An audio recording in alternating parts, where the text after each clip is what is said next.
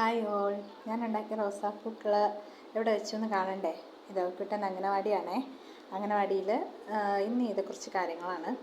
അപ്പോൾ അവരുടെ പ്രവേശനോത്സവം ഉണ്ടാവുമെന്നറിയില്ല. ഇവിടെ വെള്ളവും മഴയും ഒക്കെ ഉള്ളതുകൊണ്ട് പ്രവേശനോത്സവം ഉണ്ടാവുമെന്നറിയില്ല. എങ്കിലും പുതിയ കുട്ടികൾ വരുന്നവർക്കും അവിക്കുട്ടനും ഒക്കെ കൺകുളിർക്കെ കണ്ടുകൊണ്ട് എന്നും ഇരിക്കാൻ നല്ല കളർഫുള്ളാക്കുക എന്നുള്ള ഒരു ലക്ഷ്യത്തോടുകൂടാണ് ചെയ്തത്. അത്രയ്ക്കങ്ങ് പെർഫെക്റ്റ് ആയിട്ടുണ്ടോയെന്നൊന്നും എനിക്കറിയില്ല.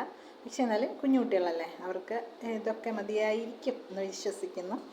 അപ്പോൾ ഇത് നിങ്ങൾക്ക് ഇഷ്ടപ്പെട്ടിട്ടുണ്ടെങ്കിൽ ഒന്ന് ലൈക്ക് ചെയ്യണം, സബ്സ്ക്രൈബ് ചെയ്യണം, എന്നെ സപ്പോർട്ട് ചെയ്യണം.